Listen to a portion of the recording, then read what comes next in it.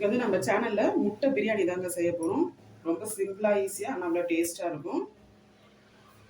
இந்த மாதிரி நீங்கள் காலையில் வேலைக்கு போகிறவங்க அந்த மாதிரிலாம் ரொம்ப ஈஸியாக செஞ்சிடலாம். ஒன் பாட் ரெசிபி மாதிரி சூப்பராக இருக்கும் இது.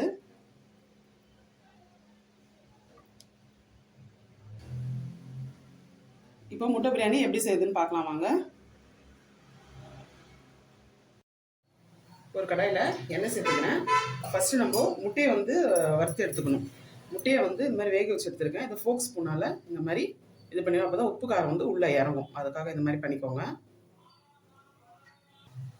இப்போ இந்த எண்ணெயிலேயே கொஞ்சமாக மஞ்சத்தூள், மிளகாத்தூள், மஞ்சத்தூள், கொஞ்சம் உப்பு எல்லாத்தையும் சேர்த்து முட்டையை ஃபஸ்ட்டு வறுத்து எடுத்துக்கணும். அதுக்காக இந்த முட்டையை இதில் சேர்த்துக்கணும். நான் 4 முட்டை எடுத்திருக்கேன்.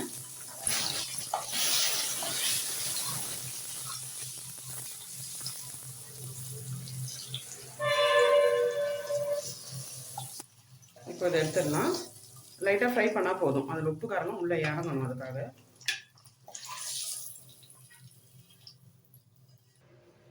இப்போது இந்த எண்ணெயிலே நான் வந்து ஸ்பைசஸ்லாம் சேர்த்துக்கிறேன். பிரிஞ்சி இலை, பட்டை, லவங்கம், ஏலக்காய். நான் இன்றைக்கி வந்து 250 கிராம் அரிசி தான் சேர்க்க போகிறேன். அதுக்குள்ள அளவுக்கு தான் இது எல்லாமே. இதில் எண்ணெய் பத்துச்சுன்னா போதுன்னா நீங்கள் விட்டுருங்க, இல்லாட்டி இன்னும் கொஞ்சம் எக்ஸ்ட்ராவும் சேர்த்துக்கலாம்.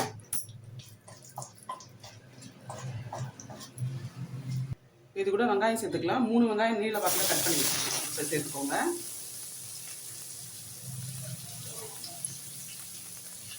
இப்போ இது நல்லா வதங்கி வரட்டும்.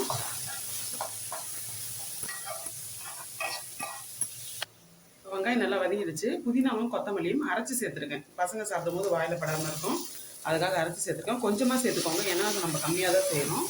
அதை வதக்கிடுங்க. இது கூட 1 ஸ்பூன் இஞ்சி பூண்டு பேஸ்ட்டு சேர்த்துக்கலாம். சேர்த்து இதையும் நல்லா கலந்து விட்டுருங்க.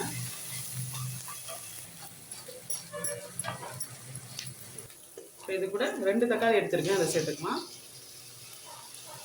நல்லா இது வெந்து குழஞ்சி வரணும், அந்த அளவுக்கு நம்ம வதக்கி எடுத்துக்கலாம். இப்போ இது கூட தேவையான உப்பு சேர்த்துக்கலாம். இப்போ இது நல்லா வதக்கி எடுத்துக்கோங்க. இப்போ இது கூட நெக்ஸ்ட்டு மிளகாத்தூள் சேர்த்துக்கலாம். ஏற்கனவே நம்ம முட்டை வறுக்கும் போது கொஞ்சம் சேர்த்துருக்கோம், ஆனால் தேவையான அளவு சேர்த்துக்கோங்க. இப்போ இது கூட காஷ்மீரி மிளகாத்தூள் கொஞ்சமாக சேர்த்துக்கலாம்.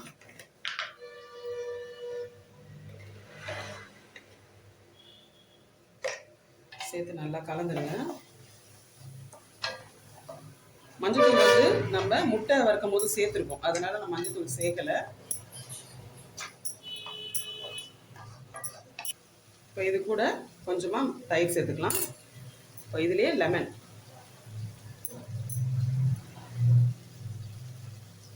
கொஞ்சமாக லெமனை பிழிஞ்சு விட்டுக்கலாம். சேர்த்து ஒரு வாட்டி கலந்துருங்க. இப்போ இது கூட 2 பச்சை மிளகாய்.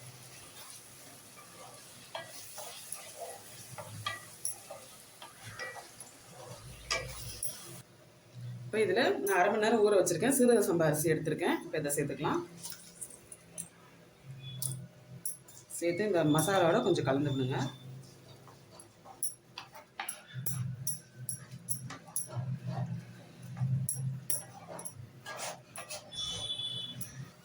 இப்போ இதை தண்ணி சேர்த்துக்கலாம். 1 டம்ளருக்கு 1.5 டம்ளர் தண்ணி.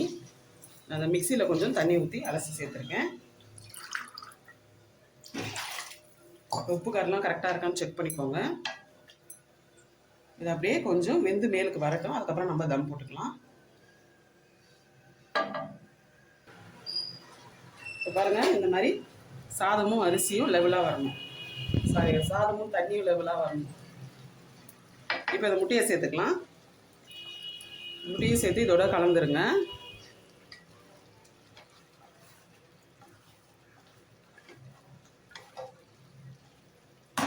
இப்போ இது மேலே கொஞ்சமாக நெய் சேர்த்துக்கலாம்.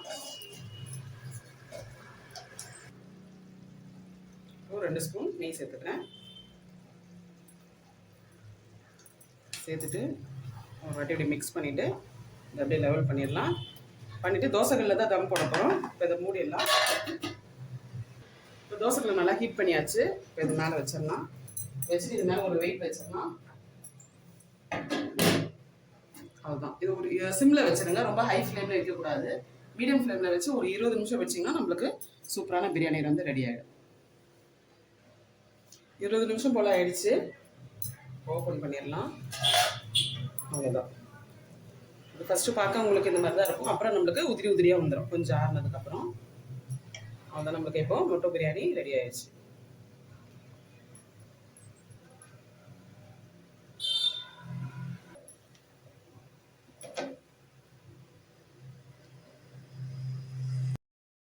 சூப்பரான முட்டை பிரியாணி வந்து ரெடி ஆயிடுச்சு. இதே மாதிரி நீங்களும் செஞ்சு பாருங்க. எப்படி இருந்து சொல்லிட்டு கமெண்ட் செக்ஷன்ல சொல்லுங்க.